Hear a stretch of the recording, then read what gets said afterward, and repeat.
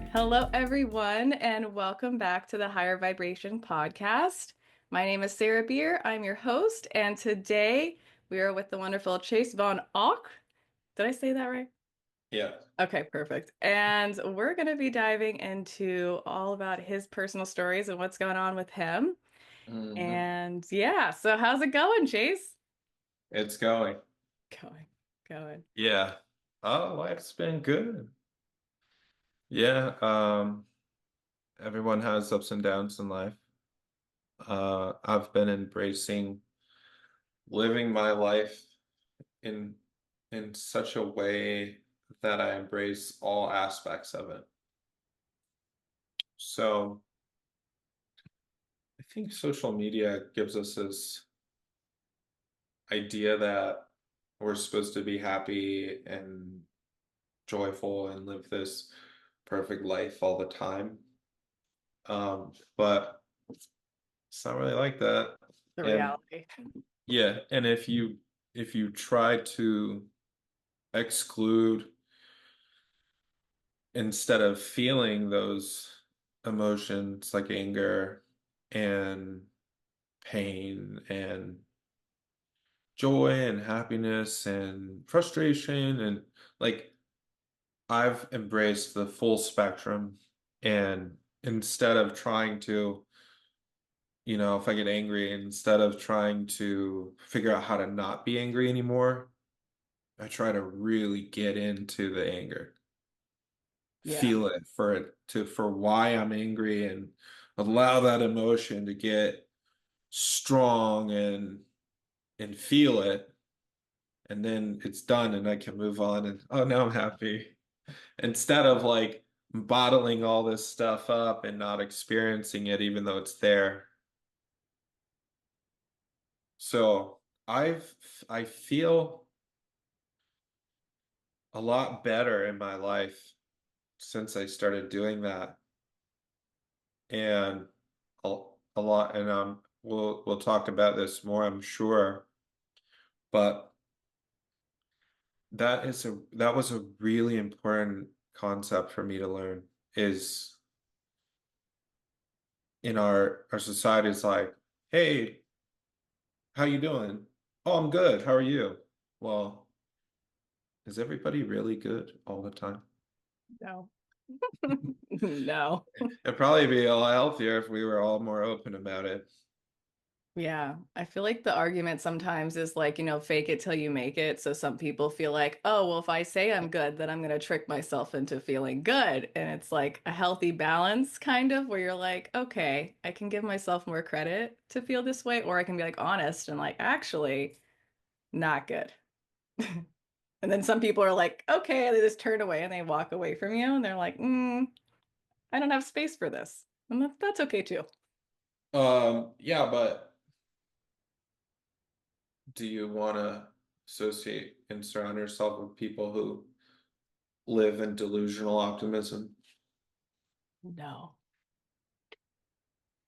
Get delusional optimism gets people in trouble a lot more than people give credit for.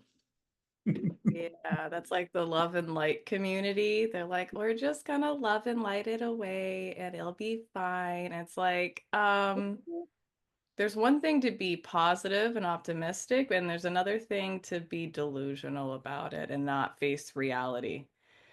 Yeah, absolutely. I mean, I am inherently very optimistic, and I am inherently uh I have a sense of humor, so I like things to be funny. And I've also taken sort of some delight in like when things are really going wrong. And then it even like things keep going wrong even though you've done everything you can. And then instead of like just feeling defeated, just laughing about it, like, hey, Yes. come Yes. on, what else, you know? Oh, I have a good question for you on that. I was contemplating something like that, like just a few months ago. It's like if my hardest parts of my life had a theme song that I could just be crazy with about, like jumping up and down on a trampoline and be like, ah, shake it out of my system. Like, what would that theme song be for you? Like, while you're like in the middle of madness, if there's a song that would just be your theme song, like a positive theme song through it. I don't know. I haven't thought about that too much. Just a fun thing. Like for me, it would be I believe in a thing called Love by the Darkness because it's so absolutely insane that it helps me feel like I can make it through the insanity. Oh, speaking of which, I kind of think about not really a song, but I think about like when the Joker said, "What doesn't kill you makes you stranger." I like that. That's Like, relevant. We're all pretty weird here, that's for sure. yeah, So what are you drinking? What do you got? What do you got going on? I have some chamomile tea. Chamomile tea. Can we see the cup? Can we see the pretty cup? Absolutely. And is that what cup is it? I got a set of these when I closed a really big deal. Mm, Um, I had a certain financial milestone that I've been working towards for more than a decade. So I went to Hermes, nice. And you got some teacups at Hermes. and their ties are made for little French guys, and I'm a really big German guy. So their ties actually are too small, even if I tie them at the like maximum length, Mm, they're still not long enough for my body because my neck's huge. So um I went there to buy ties, but none of them really worked. So they had these saucers, and this I said, "Hey, do you have two?" They only had one. So I went and bought, I was going to buy some other stuff. On my way out, on a very high shelf, there was one more that they didn't know they had. And actually, they had thought that it was lost in inventory, because they stopped making these before I bought them. So whatever was left in the store, that's it. cool. And I fell in love because they're gilded. So they're gilded in pure 24 karat gold. Mm-hmm. And the pattern is so beautiful. Yeah, So I snatched them. nice. I appreciate that you're a cup connoisseur as well, although I don't have as Yeah.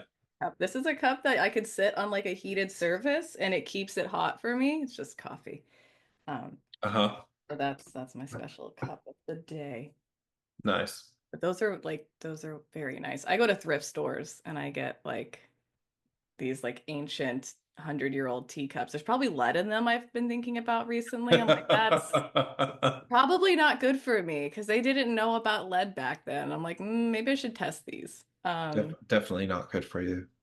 No, drinking lead teacups. That's why they're donated because they know. Anyways. So on that note, I feel like you are like an all-star in resilience, and so Hmm. it'd be really good to like dive into that because I agree. yeah, because you're talking about like delusional optimism, right? Yep. And but you also balance that so well because I also know like you have your affirmations, and you believe you create your own reality. So like you're also on Yes. that team, but not in a delusional way. Correct. And I think that's really cool to like showcase that. There's a fine line. Yeah. Are you still doing your affirmations? Absolutely. Very cool. Very cool. I How still many how many like in a day? um well, every day I always my affirmations have turned into visualizations. That's more powerful, yeah. I don't think using language as much as I do using imagery now. So I'm extremely obsessed with imagery. So instead of saying my affirmations, I see myself in a visual image of my future. So one thing that I've been doing a lot lately, my affirmation used to say, I will travel in space. But now I'm visualizing myself doing a spacewalk. Is that something you want to do? Absolutely. Okay, you're gonna like team That, up with Elon? yeah. Uh, I I've been visualizing myself doing a spacewalk for like the last few years, and what that imagery comes with is the foundation of what that would require, which is doing business on an international billion-dollar scale, multi-billion dollar scale, and being so prosperous that those types of things are easily within reach. So I think now you can do something like that for, well, you can send a bunch of satellites up there for 58 to 80 million. I think um spacewalks actually would be cheaper than that. Yeah, because isn't Elon Musk now doing like the first ever commercial flights to space? So you can just sign up for that. Yeah, and if you have a business, you can pay SpaceX to send up whatever satellites you want. That's where they make the core of their money. Wow. So I'm working on a deal with that too. That's cool. What do you think the time frame is for you to go into space? What do you feel like that's gonna, how long it's gonna take you to get there? I think it's reasonable to assume that by 2030 to 2032, I'll be I'll be living I'll be playing the game at that level. That's really cool. It's really cool. You can We plan a treasure hunt in space. we are going into a recessive economic cycle now, and that'll be the case for the next 4 to 5 years, I'm guessing. And uh when when businesses on a global scale really start to prosper after that recessive cycle, 5 to 6 years from now, um, just the investments I have now will mature. Just the things that I have going on now will mature greatly at that time. 5 to 6 years, you think we're gonna be stuck in this? Oh man. Yeah, absolutely. That's always how it's been since the early 1900s. You think it's gonna be like, I feel like it's gonna be like especially bad right now. Not to be like a Yeah, Debbie Downer. I would tend to assume that we'll be entering a pretty significant recessive period. At the worst case of it could be the second Great Depression. I would say, in my opinion, best case scenario, um, another recession similar to the '07, '08 housing crisis. But Mm. because of the way that the banks are leveraged right now, I would, and also the way that the amount of money that the United States is spending to cover its debts, I would say that it will be worse and global because the economy is much more globalized versus '07, '08. So the ripple effects will be felt everywhere. No one will be able to escape it. So on a Positive. glo on a low, well, it's really good for the world because we've been over leveraging debt for a long time. We need to correct that. And so people will have to learn to be frugal again like they were after the Great Depression. One of the reasons why the United States rallied so significantly in the 40s and 50s and the people coming back from World War II were such a brilliant generation is because these people grew up knowing how to be frugal. For instance, at the end of the Great Depression, my great grandparents, were making their clothes out of potato sacks, the fabric from potato sacks left over after they used their giant 100-pound or 50-pound bag of potatoes. You just don't see that kind of frugality in this society right now. You see No. the opposite of that, which is even the people who make the lowest wages are extremely frivolous spenders. I feel like it's So been conditioned to that. It's like yeah. intentionally. Well, yeah, we've been the world's, consumers. We're 300 million people, which is 4 to 5% of the population, 320 million people, 4 or 5% of the population of Earth, but we're consuming the lion's share of it of consumer goods. So yeah, it's absurd. Even people in really poor third world nations, have cell phones that still cost $500, $600 here in the United States. So one thing is the world has more wealth than it did before, which has benefited a lot of people in a lot of ways. But we're also over leveraged in debt, and we're also very frivolous, just almost in all civilized society. And so it'll be a good thing because we have so much prosperity, especially with robotics and especially with computerization and AI. Hmm. Consumer goods are still at a remarkably low price. When Yeah, you when we think be so? when we become more frugal as a civilization, uh, I see the period after this next 4 to 5 years of recessive cycle. I see the period after that being like the most prosperous time of civilization ever. Well, I like the sound of that. Yeah. I think I think the next 2 years really are going to be very intense. And I think we're gonna shake things up a bit, like around all of our structures and systems. So with education, politics, medical, entertainment, I think a lot of things were already in the process of seeing them start to collapse because they were built on foundations that were seedy to begin with.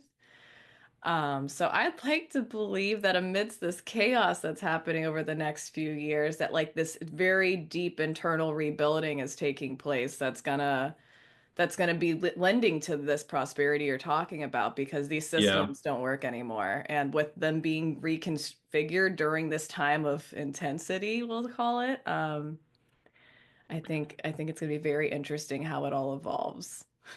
I think the people, yeah, absolutely. Absolutely. I think the people that mi mindfulness plays a really big part of this, right? When you think about what we have, a cell phone is a good example. When you think about what a cell phone does, all the functionality of all the apps, internet, uh, really, really, really useful tool is like international texting and calling services like WhatsApp, video chat. Yeah. Yeah, It's almost zero cost, but we can communicate with somebody in Singapore in real time, and the quality is excellent. yeah, Now, even cell phones that only cost $200 today can do that. And how much would a video conference cost in 1992? yeah, United States to Singapore. Now the price is almost zero, and the technology that is built into that is crazy good. And then, but in 1992, that's a system that would have cost millions of dollars that would really only be available to a select few, maybe, maybe board members of multi-billion dollar corporations.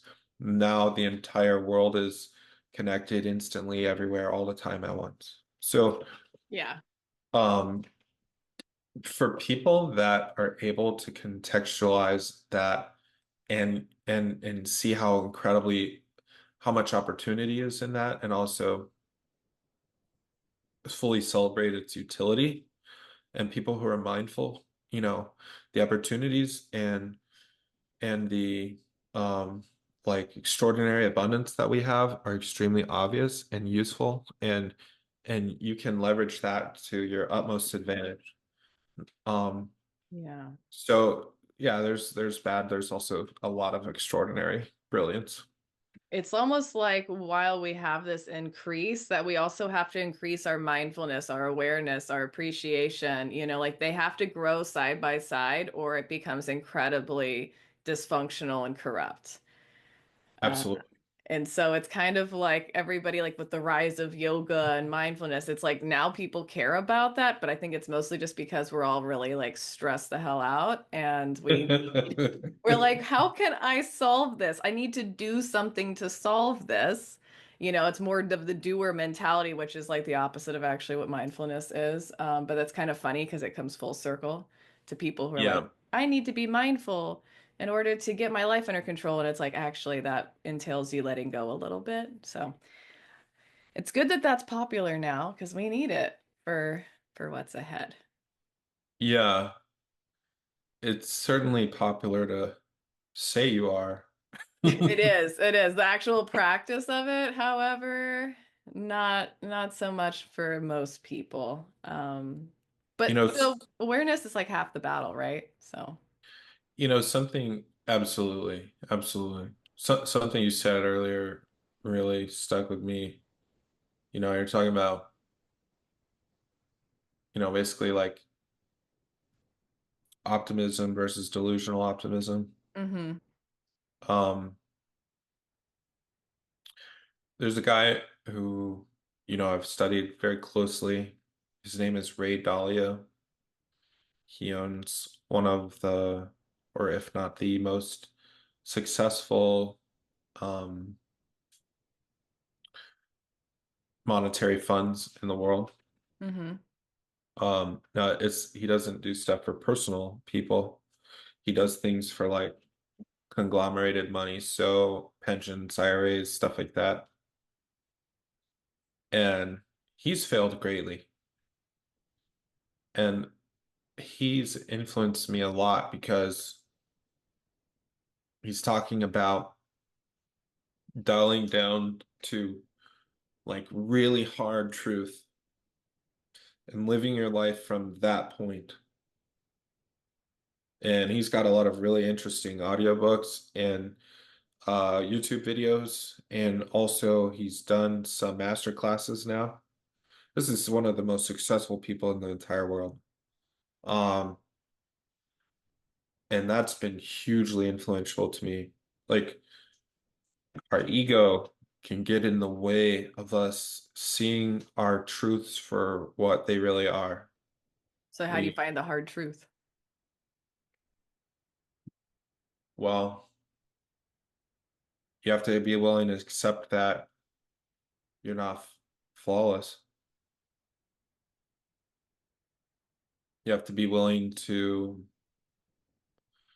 confront the areas in which you've erred, the areas in which you've made mistakes, in the areas that you need to work on to improve your outlook in your life.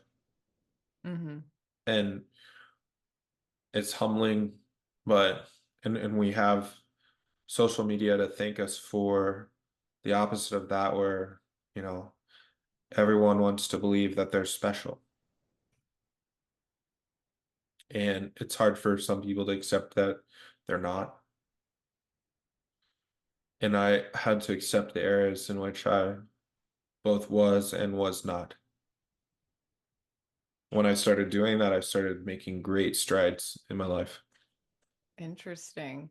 Because I'd like to think everybody's special, but not like in this like self-importance way, but that everybody has like a key to the puzzle of life, so to speak, and their own I, flavor to it. yeah, I would tend to agree with that, but I also see that, there's 8.5 or so billion people, hmm and we're all humans living the same experience. Yes. And we all have something to contribute, but that doesn't mean everybody's going to be the next Dalai Lama. No. No, definitely not. And yeah, I feel like everybody, we're just gonna go straight into the depths. I feel like I feel like everybody has their own like thing they're called to do. And if it's calling to you in your heart in a really big way, then there's some aspect of that that is true for you. Is it going to be exactly the way you think it's going to be? No, you have to be flexible with it because very rarely are things exactly how we think they're going to be. So, so for some people, it might be like a silly wish to be like the Dalai Lama, right? But that's something to be born into, so it's very niche. But I think that if there's something living deep within your heart, that there is a reason for it. It might not be what you think it is, but there's some kind of soul driving force that's pushing you towards that. And it could be pushing you towards that because you go a different direction with it. It might not even be related. That's the fun thing with that. Yeah. Yeah. And conversely, you know, a girl the other day, she said she was in this relationship with this guy. She's completely in love with him. And she said she couldn't wait to do his laundry. And then she covered her mouth and became and turned red. And then the other girls that were there looked at me and asked me if I heard what she said. And I said yes. And so like she was embarrassed to say that because it sounds so against what, is how it's popular to be these days. Oh, we're gonna go and get into the feminism masculine debate. Yeah. No, no, no. This isn't about Okay. feminism or masculinity. This is about just it's okay to embrace what you like, even if it's just knitting Yeah, or, or if you just like to have dogs and go hiking. I see what you're You don't saying. have to feel bad because of that, because you're not a billionaire, or because you're not a world champion skier, or because you didn't make some kind of grand thing that, made everybody go, wow, look at how successful you are. Like, it's okay to embrace, just love enjoying your life, even if that's not some kind of grand orchestra, right? Like I like spearfishing, but not everybody's super like outdoorsy and active and likes to be underwater, stuff like that.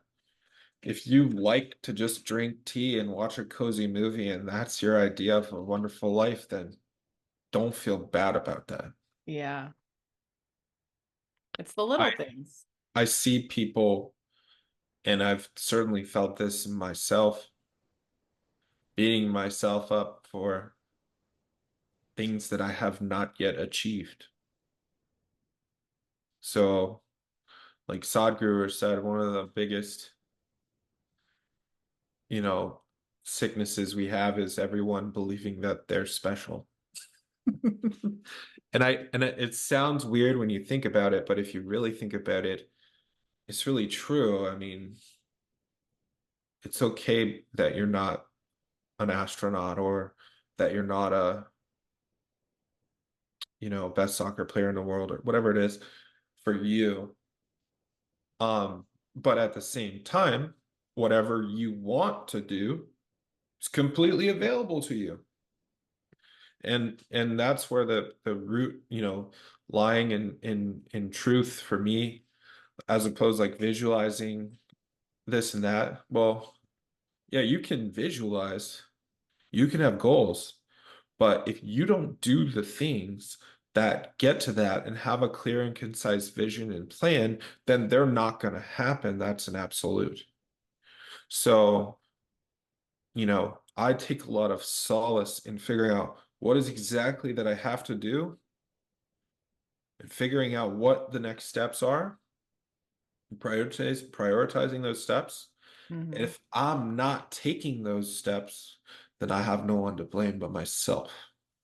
And I also take pride in taking those steps. That has given me a lot of confidence. And you, it sounds like you enjoy it. It feels like based off of what you're sharing in regards to the guy that's kind of like your idol a little bit, your mentor. Yeah. It's all about accountability. You know, a lot of people live in Yeah. this like the bubble of denial where they're like, oh, well, if I just hope enough, it's gonna happen. And it's like, no, you have to take action. And then you have to, as somebody once told me, you have to fail and fail harder. Fail fast. Fail fast and fail harder. Thank you for that, like 6 years ago. Uh-huh. Yeah, you have to get comfortable with not doing well because that's how you grow and you learn. And most people can't get over the hurdle of just being accountable for the things that they are not yet ready to do or whatever it may be, just accountability in general. Yeah. So it kind of sounds like the more accountable you become in your life, the more successful you become because you actually come Imagine that. face to face with reality instead of like delusion. Beautiful. Yeah. Yeah. Um, and what else about that? So, and also it's like what you're talking about with not being special. When you're thinking about like, oh, I'm not special, it also takes the weight off of your shoulders of like expectations you feel like you have to live up to or whatever, and you just get to Yeah. be free to just live in a way that feels good to yourself. And that's huge. Yeah. Yeah. I mean, yeah, I know a girl. Yeah, she bought a little farm and she loves flowers. So she has a dried flower farm business. Nice. And then she get good at like she has these rooms where she hangs these flowers and then they dry and then she has special packaging she can ship them. So if you go to like a Hobby Lobby, they have all these rows of these, dried little lotus blossom pods and stuff like that.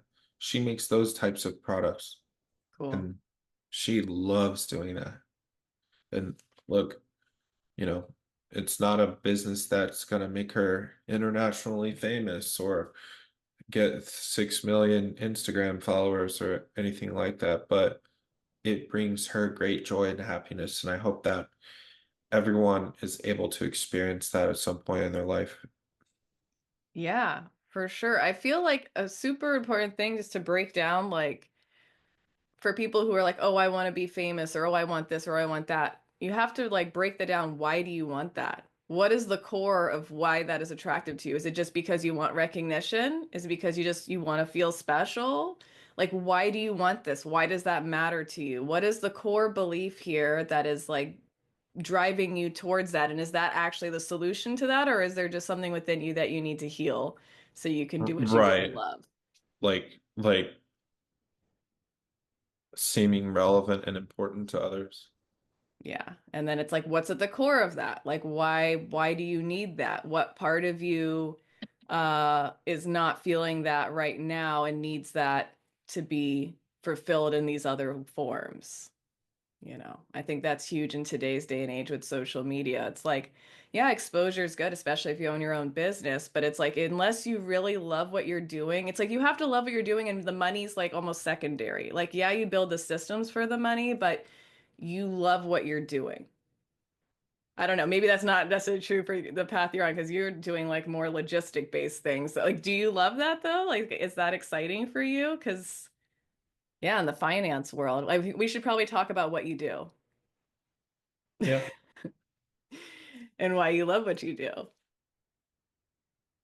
Well, at the heart of who I am, I'm a designer. Okay. I am fascinated with the way things work. When I was 4, I asked my grandmother to buy me a yo-yo, and I played with it for a while. The yo-yo was made from one solid piece of wood. Like throw the yo-yo down. The yo-yo would spin on the loop of the string. Eventually, the loop wore out and the string broke, and the yo-yo didn't work anymore. That is the original design for a yo-yo. So I told my grandmother about this, and I seen other yo-yos that didn't work the same way, but I didn't know how they worked. So asked her if she would buy me one of those. So we went to the store and she bought me the other kind, which is more expensive, but has a much better design. You throw the yo-yo down and the string stays static, but it is attached, it is holding itself through friction to the outside of a ball bearing, which is suspended in the middle of the yo-yo. I had never seen a device like this before, and I wanted to see how it worked. So I unscrewed the yo-yo and unscrewed all the little pieces and parts until I had just the ball bearing. And I held it in my hand and I spun it around and could see the little tiny balls in there perfectly suspended against the other piece of metal. And I was fascinated with how that worked. And so my whole life I've been fascinated with design and understanding how things work. And then now building really cool systems. And I did construction for many years, starting when I was 8 years old. I worked for my grandfather's construction company, and I learned how houses are built, and I learned all the different machinery and mechanics of building living spaces. And I started a hedge fund in right after COVID, and people often remark that, wow, you went from construction to managing finance and building AI. That's so different. But to me, they're really not so different because it is still the same thing intrinsically. It is designing a system that works together well, using the best technology available to achieve an outcome. Now, instead of my hedge fund having the desired outcome to be that somebody has a clean and efficient living space, the outcome is that one of my investors who decides to hold uh, financial assets with us. The system is designed to grow those assets. And when we've grown those assets, we've done a good job. And so we designed a software and a system that uses the incredible abilities of AI to manage financial assets better than a human can. And we used strategies from the best asset managers in the world. Our software is based on the strategies that are described in a book called The Intelligent Investor. That's why my business is called Invest Intelligently, also known as II, is because we use the basic theoretical principles that Benjamin Graham described in his famous book, in which Warren Buffett describes as the best book ever written on investing. We use that strategy, but instead of using a pen and paper, we have a super digitally intelligent software that manages it far more efficiently than a human could possibly imagine. And the result is exceptional. That's awesome. Yeah. Yeah, It's it's an interesting way you put it. I haven't really thought about it as like a design. I mean, it makes sense that it would be a design system, right? It's all everything yeah, has its form and function and structure. And I totally forgot about your construction company. It was like an building like eco homes or something. What was that? yeah, yeah. I've been in construction for a long time. I have a business called Earth Concepts. I built some extremely efficient structures and yoga studios and some restaurants and mini homes and remodeled many kitchens and bathrooms. That's really cool. Yeah. And that's great. And your story with also like when you were a kid and also working with your family and that. Yeah. Interesting. So, Yeah, I needed some new shoes. what do you mean? I was 7 or 8. I needed some new shoes, so I told my grandfather, I asked my grandfather if I could have 50 or $60 so I could buy some new shoes. Because I had walked through my shoes. My feet were touching the ground, my heel. So I asked my parents, and they said, we can't afford it right now. So I asked my grandfather, he said, hell no, I'm not going to buy you new shoes, but you can come work and I'll pay you and you can buy whatever you want with that money. The old-fashioned way. So 7 or 8 years old, I was out there What are you like wiring up, pulling wiring, lumber? Like, what are you doing? wiring rebar. Wiring rebar. Yep, Building character. building that character. We had this big guest house we were building for this family in their backyard. It was about 25 by 25 foot. Hmm. So we built a big wooden foundation or a big wooden, um, what we call the forms for a foundation before we pour the concrete. Mm-hmm. And inside there, you have these big trenches where the concrete goes. And in those trenches and on the top, below the concrete surface level, is a network of grid rebar. And everywhere where that rebar comes together in a cross section, you have to tie a metal wire around it and use a little tool to so it twists the wire really tight. And when you pour that concrete in there, it makes your foundation really strong. And we were just little kids, so our feet and our hands could fit between all these grid networks. So we can reach in there and tie that wire around. Child labor laws. Where are those? Doesn't apply to family. Doesn't apply to family. And my grandfather would pay us minimum wage, even when we were 6, 7 years old. So if you're Real nice, 7 or 8, Grandpa. if you're 7 or 8, and you're like in middle elementary school, that's good money. Yeah, well, what else are you doing? You don't gotta pay rent. You don't gotta buy food. You So certainly have enough to buy some tennis shoes. yeah, well, there you go. And it's funny, like looking at, how I like the concept of connecting the dots from your past. So it's like you were starting as a kid in construction at a very young age, and then you go on to own your own construction company. And it's like Yeah. you never know how these foundations are being built and where that's going to take you. Yeah. Um, which leads me to the other part of your story with talking a little bit about your experience with Scientology. hmm You want to go there? Hello. Yeah. Yeah. So, wherever you want to start with talking a bit about that journey that you went on. Do you have any tequila? Do I need some tequila to put in your nice teacup? You can Just go kidding. ahead. We could switch it to like wine and tequila and go for a conversation. Um, yeah.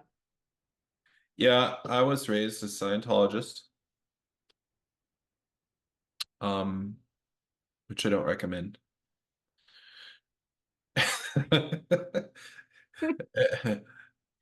And uh, a lot of good things have come from that, and also a fair amount of bad things too. Yeah. Yeah. Yeah. And with For you, instance, yeah, okay. uh, when I was 4 or 5, I started Scientology processing. It's called auditing. Mm-hmm. And when you have kids, they start kids on a simpler version of Scientology auditing. And so it was this guy named Jeff. He was a really nice guy, actually. And all he did was have the little e-meter, and I'm holding on to these cans. And he's asking me, Chase, recall a time when you were riding in a car and you saw a rainbow. And I would think, hmm, one time I was riding in the car with my mom and we were on the way home and it was it was raining and then it stopped raining and then the sun came out and then I saw this rainbow and there were two rainbows. It was going from the water tower all the way over to this big forest across the sky. And he'd say, very good. Can you recall an earlier similar time when you saw a rainbow? Yes. When I was 2 years old, I was in the front yard and there had just been a big storm and we all had to go in the bathroom because there was a tornado warning. And then the storm passed and a tornado had landed on an Albertsons about 1 mile away from us. And after the storm, we all went outside and there was all these branches and things all over the ground. And when we looked up, there was a big rainbow going across the sky and it was suddenly sunny again. Very good. Are there any earlier similar times that you saw a rainbow? Hmm. Yes. When I was 1 years old, I remember I was holding on to my dad's hand and it had just been raining and there was a rainbow that was going across the sky. And I heard one of the younger kids, even though I couldn't talk well, I heard one of the other younger kids saying that at the end of the rainbow, there was a leprechaun with a pot of gold. And so when I was 1 or 2, after that, I would start looking for rainbows so that I could try to figure out where they ended so I could find the gold. Very good. Was there an earlier similar time which you saw a rainbow? No, I don't think I ever saw a rainbow until that time. Okay, so go into that incident, the first time that you saw a rainbow, and I want you to describe everything that you can about that incident, and let me know anything else that you pick up. So I would describe in really, really great detail things that I could remember from the beginning of my life. And I believe that this process made me have a memory that is better than almost anybody I meet. Well, yeah. And I have now done some memory tests, and I'm in the top 1% of memory in this area called working spatial memory. Mm-hmm. So I'm a very visual person, and I remember visuals extremely well detail in the top 1% of humans. I believe that doing that Scientology process gave me my incredible memory and also some genetics too. Like, if you're a young child and you're stimulated in a way that makes you remember things extremely well, that's likely to be for the rest of your life. Mm-hmm. So that's like an area where Scientology actually helped me. I've been able to use my incredible memory to my advantage in my life. That's For pretty instance, in finance, I'm able to remember stock values historical time reference. So as you can imagine, that's useful. cool. Yeah. I'm good at recognizing patterns.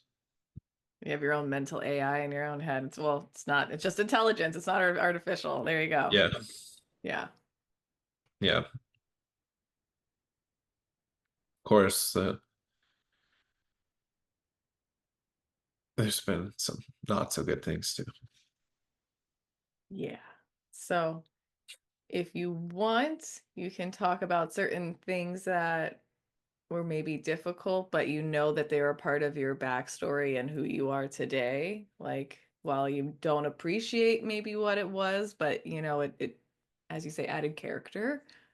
Um, yeah, and how you navigated that. Yeah.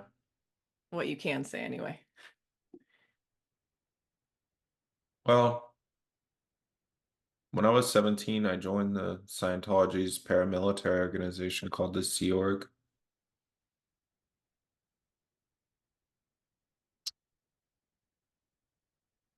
and it broke me. I think the thing that was most stressful about it that I think about often is that they encouraged me to hit a kid. They encouraged me to hit a kid in the face. It felt so wrong, but these were the people that I was supposed to look up to. And it felt, I was so confused by that. The situation was that we were working extreme hours as basically indentured servants. I signed a contract for 1 billion years, and I was supposed to put insulation in the walls. They were building this big hotel in downtown Clearwater called the Fort Harrison. Hmm. And my job was to take this insulation material that we call blue jean. Do you mind if we pause for a minute? Sure. So we were supposed to install this blue jean insulation. We called it blue jean because it was made from recycled denim. So it's literally the color of jeans because it's basically just shredded denim. Like they sanitize it, they dry it, and then they shred it. It's a really, really good quality insulation. We're insulating all the walls in this hotel. The hotel is many stories tall. I don't know how many, but at least I don't know. It's up there. It's a big, tall building. And there was a year's worth of insulation to do. Like, I mean, never ending work. Like, so just imagine I'm 17, I'm taking and I'm working with a bunch of kids who are 12 and 13 and 14, and we're all just teenagers, really. So a few older guys. And we're installing this insulation in these walls. We're going up this service elevator and there's sparks flying all around. There's people like welding shit. This is literally child labor, trafficked child labor. We're we're installing this stuff in these walls, and there's these guys up there welding. There's sparks flying all around. I'm going up a service elevator that like if you fall off of this, you die. It's not like a elevator shaft. It's like you're like on the outside of the building, and it's like a construction elevator. We're going up to these floors, and we're installing insulation for 12 hours at a time. Children. Then we're also working like learning stuff in a course room for I think it was 4 or 5 hours every day. So it's like this extremely long 16 or 18-hour day, plus we have meetings, all this other stuff. So even when things are going perfectly well, you're still only getting 5 or 6 hours of sleep. But then there would be some big emergency, like we have this temporary tent building and we're getting fined $20,000 a day, so we have to move in 3 days. This is a pavilion style structure. We have to move it 2 miles to a different location. These things take a week and 2 weeks to set up and build. These are very big projects.